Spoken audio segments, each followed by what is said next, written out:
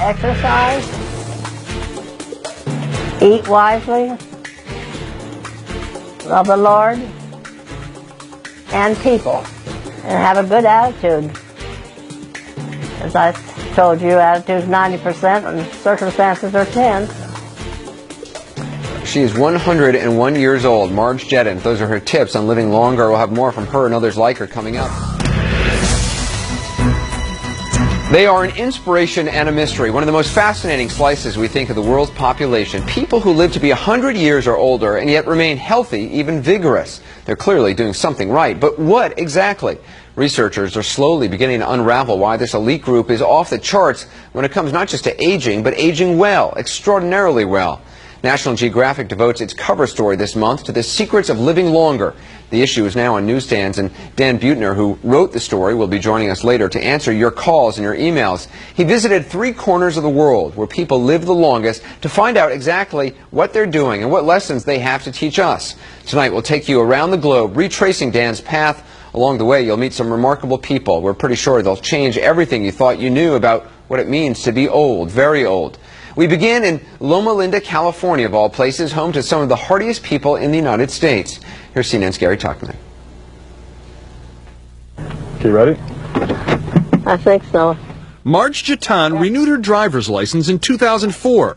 She was born in 1904. So I always drive slowly because I can get more mileage to my gas that way. Did you know that? I do know that. You're right. You're right. Well, not very many men do.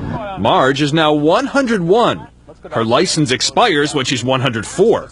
Are you a good driver? I think I am. Marge also has another set of wheels, a stationary bicycle, which she uses for a daily 8-mile ride, which is then followed by a regimen of weightlifting, usually accompanied by some power walking in her neighborhood in Loma Linda, California. Why do you walk so fast? You have a tough time having people keep up with you. Well, if somebody rings the bell, you gotta hurry. I've been a nurse for many years. Okay. Marge was married to a doctor for 77 years. James Jedden died 2.5 years ago at age 96. She has 2 children, 4 grandchildren, and 2 great-grandchildren. Marge grew up in Northern California and remembers the great 1906 San Francisco earthquake. I was 2 years old, and I remembered that the water was splashing out of the horse trough. Wondered if they'd have anything left to drink. So how has this 101-year-old woman maintained this amazing mental and physical condition? In true righteousness and holiness. Marge Jedden believes faith has much to do with it. I'm a Seventh-day Adventist. What then shall we say, brothers?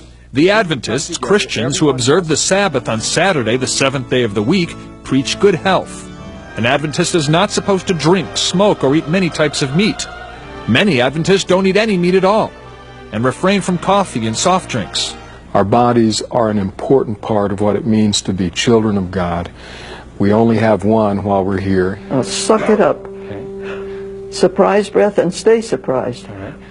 Then my living shall not be in vain. Minnie Iverson Wood is also a Seventh-day Adventist. Suck it. That was a good one. At the age of 97, she teaches voice and piano lessons. If I can have somebody. You're not going to hell. And strictly observes the teachings of her religion. When you are satisfied with what you're doing, you can relax and you can get a night's sleep. But if you're doing things that you shouldn't be doing, you lose sleep and you lose strength. There are about 14 million Seventh-day Adventists in the world, and this congregation in Loma Linda is the church's largest. About 40% of the people who live in this city are Seventh-day Adventists. And it appears they live longer than others. A National Institutes of Health study shows Seventh-day Adventists in California live 5 to 8 years longer than other Californians. That's why National Geographic magazine came here for the cover story titled The Secrets of Living Longer.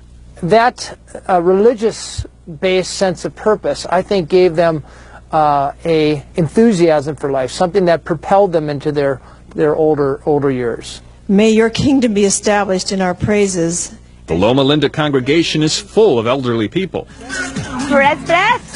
So are exercise classes held in the town. I want to beat the retirement system, and the only way to beat it is to keep breathing. Have we had enough? And when you combine one's faith, one's community, along with a good, healthy diet and an exercise program, together, combined, can result in significant improvement of longevity.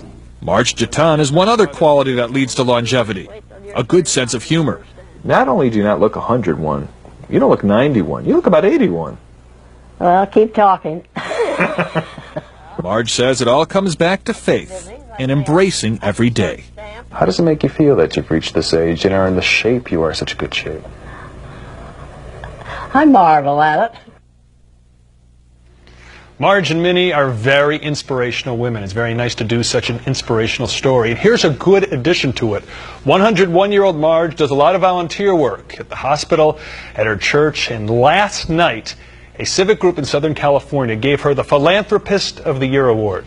And I will tell you, Anderson, I would like, if 4 decades from now, I'm in a position to win some type of award. she's remarkable. And, I mean, to see her working out at 101 is just incredible. And she walks fast, you were saying. She does a lot more than most of us.